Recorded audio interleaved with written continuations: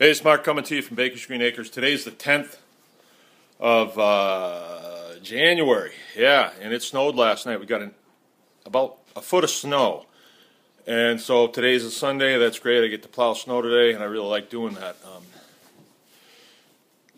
I announced that we were going to close the farm on the 28th because Jill and I had just decided that it was time to do something different. I never did say that we're whooped. I just said it's time for us to do something different because we needed to find a little bit of peace and safety, and we were not finding that here. We were just not able to keep the place secure enough. So we started that process, and as we went down that road, I realized, for a lot of reasons, that it wasn't the best thing to do. For a lot of us, not just me and not just my family, but there's other people involved as well. And so I got a lot of input about it, and some of it was heart-wrenching about closing this down. Now, this whole thing, the reason why I'm talking to you right now, came out of a bad situation. But a lot of good has come out of it.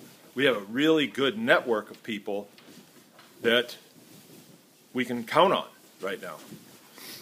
And we've explored a lot of things. I've shared a lot of things about farming with you, and done a lot of teaching.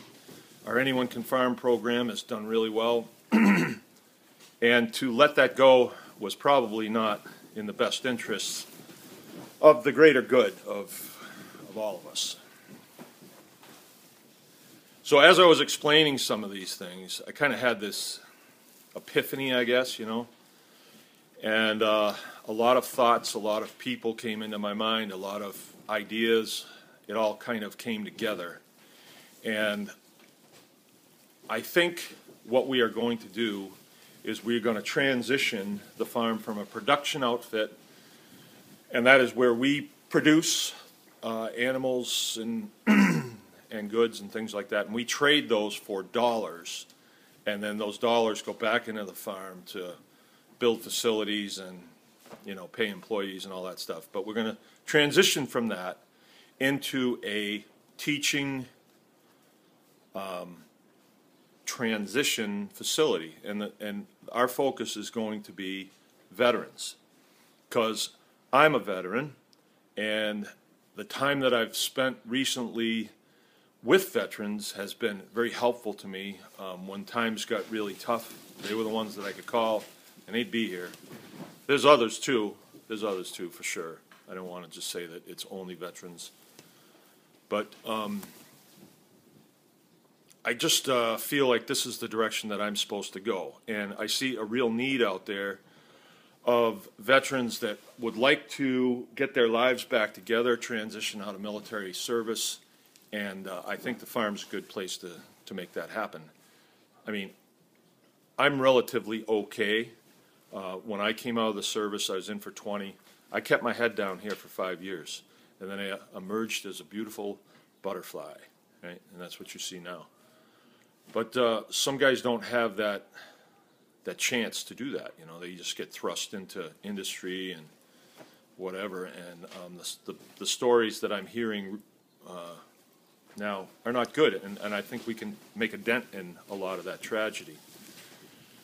So that's the direction that we think we want to go. We had a meeting last week. I had a bunch of vets here. I put the word out to a small group of people, and we had a pretty large response on that.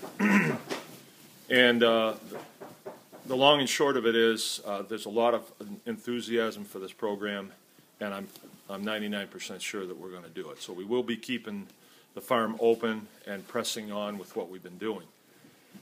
The house, however, will be used to house 4 or 5 guys, and then they will work here.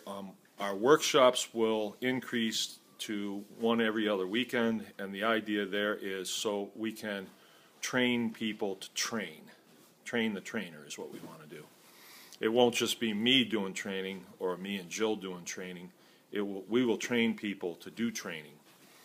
And the disciplines that we've learned since we came here there's a lot of them, and we've had a lot of help from other people, but the focal point is right here at the point of the spear, I guess. We do pastured poultry, we do pastured pork, we rotationally graze beef, we milk cows, we do produce, we have a kitchen, and we make things in the kitchen. We do charcuterie, and there's a lot to know there. We butcher large animals and small animals and chickens. So we do a lot of things, and we want to teach that. We want to pass that on to groups of people. And then I also want to have it so that when we have somebody that needs our help someplace and they can't come to us, we want to be able to go to them. So I see a great thing here coming out of this tragedy. The vets that I had here this weekend, we were just reminiscing old times. And one of the things that gets jammed down your throat when you're a young recruit is duty, honor, and country. Hoorah! And they say it so much that it just you don't even think about it. But when you're out for a while and you go through some of the things that my family's gone through, you think about duty, honor, and country. And duty is when you do what you're supposed to do even though nobody's looking, right? Honor is you do it for the right reasons, right? And country is supporting your country and supporting your Constitution. That's it, duty, honor, and country. So some terrible things happened with us, and we were like, hey, this shouldn't happen in the United States. But when we went to the people who we've elected to fix that, or to maintain duty, honor, and country, we find out that they are not that type of person. I've talked about 3 different types of people that we deal with. We deal with sheep. That's the masses of people. And most of them just want to do their job, be kind. They don't hurt each other. They just get up, go to work, and come home and do their thing. There's the sheepdogs. Those are the people that look out for those people. Those are our policemen. Those are our military, right?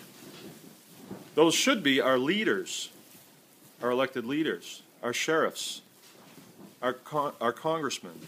They should be looking out for those people. But then we have our wolves. Those are the ones that just want to take advantage. And they found their way into high positions of leadership in the state, and they take advantage of the sheep. And so when we approach them and say, hey, this isn't right, you should fix this, they say, yeah, okay, we'll fix it, don't worry about it. But they're never going to, right? They're never going to. So what we have here is a large group of people, of sheepdogs. We have a large group of sheepdogs, and we want to get them the tools that they need to succeed when they come out of the military, and we just feel as though the farm provides those tools. They're close to the earth, their hands are in the dirt, they're eating good food. We're going to show them some of the disciplines of being in the farming business, which I don't know if you've gotten this by now, but we have to change directions a lot, right? We have to change course a lot. A guy told me when you're rowing across a lake, you don't just say, I'm rowing across that lake and start rowing. You got to keep looking behind you, see where you're going, and then you have to adjust your course. It seemed like a good idea to sell the farm and get out of this, but as we've gone along, it's not a good idea. It's not good. It's not good. And so we will not. We will not do it. We will stand and change our focus from production farming to transitioning farming for veterans, their friends, their families, and associates. Is there room for you in this if you're not a veteran? Absolutely. Absolutely. These are the people you need to wrap your arms around, because they're the ones that said, I will stand in the gap for you. No matter what, I will give my life for you. I sat with several of them this weekend, and I couldn't believe that I've been in the business of chasing dollars for the last 10 years when I could have been taking care of them. I can't believe where I was with that, but I believe possibly I needed to get some of this training that I've gotten in the last few years in order to do this. But that's the direction that I'm going. If anybody wants to come with me, please come along. This is Mark from Baker's Green Acres. Anyone can farm, and I will be back to you on this. Thank you.